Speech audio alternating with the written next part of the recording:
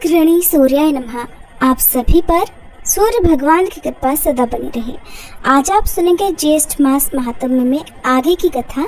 और क्योंकि आज ज्येष्ठ मास का बड़ा मंगलवार भी है, जिसे बुढ़वा मंगलवार भी कहते हैं, तो इस वीडियो के अंत में आप आज बुढ़वा मंगलवार की कथा भी सुनेंगे।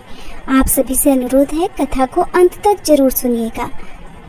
देवर्षि नारद के पूछने पर श्री ब्रह्मा जी ने कहा कि नारद, गोदावरी गंगा में कार्तिकेय जी का एक तीर्थ है जो बहुत उत्तम है। वह कौमार तीर्थ के नाम से भी प्रसिद्ध है। उसका नाम सुनने मात्र से ही मनुष्य कुलीन और रूपवान हो जाता है। उसके आगे एक रति का तीर्थ है जिसके श्रवण मात्र से सोमपान का फल मिलता है। महामुने, अब दशाश्वमेधिक तीर्थ का महात्म्य सुनो, जिसके श्रवण मात्र से अश्वमेध यज्ञ के फल की प्राप्ति होती है। विश्वकर्मा के पुत्र महाबली विश्वरूप हुए। विश्वरूप के प्रथम नामक पुत्र हुआ। उसके पुत्र का नाम भवन हुआ और महाबाहु भवन सार्वभौम राजा हुए। उनके पुरोहित कश्यप थे, जो सब प्रकार के ज्ञान में निपुण थे। एक दिन महाबाहु भवन ने अपने पुरोहित से पूछा कि हे मुने, मैं एक ही साथ 10 अश्वमेध यज्ञ करना चाहता हूँ, वह यज्ञ में कहाँ करूँ? कश्यप ने प्रयाग का नाम लिया और उन स्थानों पर यज्ञ करने को बताया जहाँ श्रेष्ठ द्विजों ने पूर्व काल में बड़े बड़े यज्ञों का अनुष्ठान किया था। राजा के यज्ञ में बहुत से ऋषि ऋत्विज हुए। पुरोहित ने एक ही साथ 10 अश्वमेध यज्ञ आरंभ कर दिए, किंतु उनमें से एक भी पूर्ण नहीं हो पाया। ये देखकर राजा को बड़ी चिंता हुई। उन्होंने प्रयाग छोड़कर अन्य स्थानों में उन यज्ञों का आरंभ किया, किंतु वहां भी विघ्न दोष आ पहुंचे। इस प्रकार अपने यज्ञों को अपूर्ण देखकर राजा ने पुरोहित से कहा, देश और काल के दोष से अथवा मेरे और आपके दोष से हमारे 10 अश्वमेध यज्ञ पूर्ण नहीं हो पा रहे। ऐसा कहकर दुखी हुए राजा भवन अपने पुरोहित कश्यप के साथ बृहस्पति जी के ज्येष्ठ भ्राता संवर्त के पास गए और इस प्रकार बोले कि भगवान, मुझे ऐसा कोई उत्तम प्रदेश बतलाइए जहां एक ही साथ आरंभ किए हुए 10 अश्वमेध यज्ञ पूर्ण हो जाएं।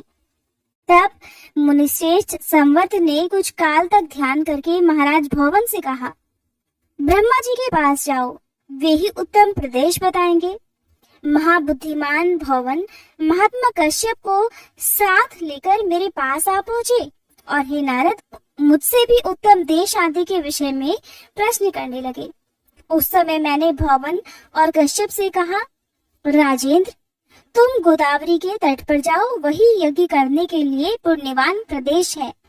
वेदों के पारगामी विद्वान ये महर्षि कश्यप ही श्रेष्ठ गुरु हैं।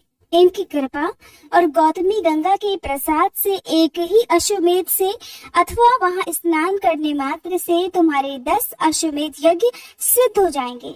ये सुनकर राजा भवन कश्यप जी के साथ गौतमी के तट पर आए और वहां अश्वमेध यज्ञ की दीक्षा ग्रहण की। वह महायज्ञ आरंभ होकर जब पूर्ण हो गया, तब राजा इस पृथ्वी का दान करने को तैयार हुए।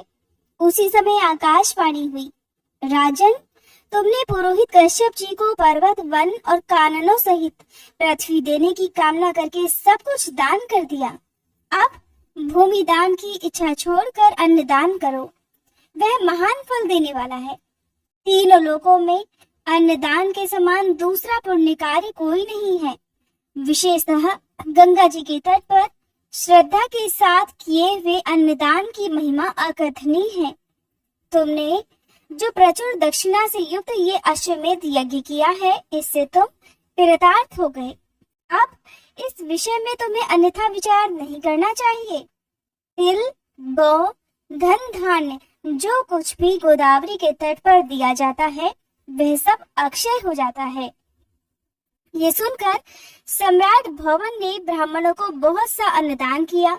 तब से वह तीर्थ दशाश्वमेधिक के नाम से विख्यात हो गया। वहां स्नान करने से 10 अश्वमेध यज्ञों का फल प्राप्त हो जाता है। उससे आगे पेशाच तीर्थ है, जो ब्रह्मवादी महर्षियों द्वारा सम्मानित है। वह गोदावरी के दक्षिण तट पर स्थित है। अब नारद, मैं उसका स्वरूप बतलाता हूँ, सुनो। हे मुनिश्रेष्ठ, ब्रह्मगिरी के पार्श्वभाग में अंजन नाम से प्रसिद्ध एक पर्वत है। वहां एक सुंदरी अप्सरा शाप भ्रष्ट होकर उत्पन्न हुई। उसका नाम अंजना था। उसके सभी अंग बहुत सुंदर थे, किंतु मुंह बानरी का था। केसरी नामक श्रेष्ठ वानर अंजना के पति थे। केसरी के एक दूसरी भी स्त्री थी जिसका नाम अद्रिका था। वह भी शाप भ्रष्ट अप्सरा ही थी। उसके भी सभी अंग सुंदर थे, किंतु मुंह बिल्ली के समान था। आद्रिका भी अंजन पर्वत पर ही रहती थी। एक समय केसरी दक्षिण समुद्र के तट पर गए। इसी बीच में महर्षि अगस्त्य अंजन पर्वत पर आए।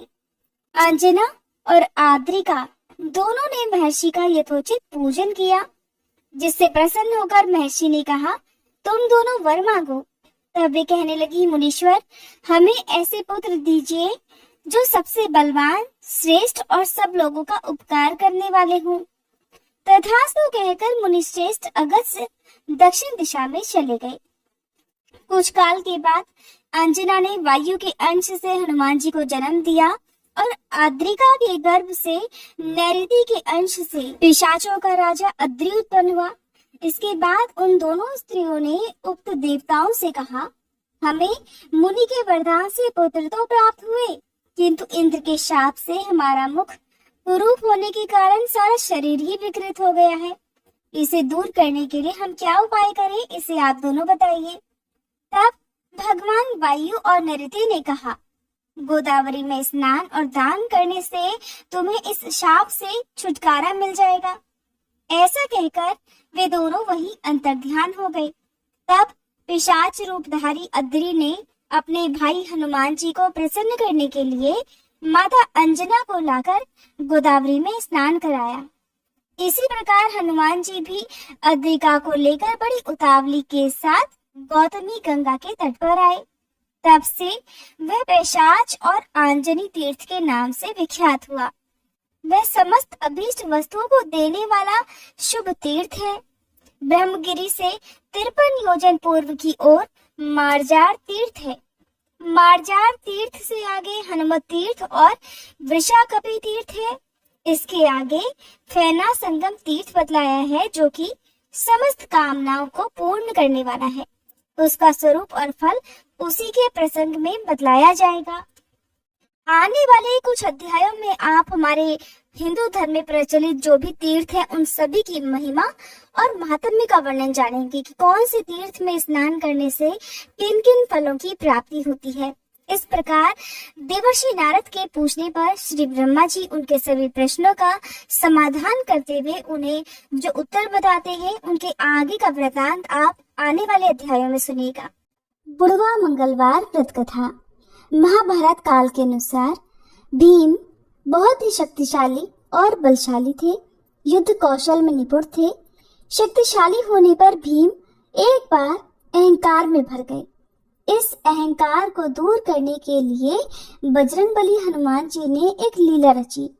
जब भीम को सच्चाई पता चली तब उन्हें अपनी गलती का एहसास हुआ और हनुमान जी से उन्होंने क्षमा मांगी। इसके बाद हनुमान जी ने प्रसन्न होकर भीम को अपना विराट रूप दिखाया।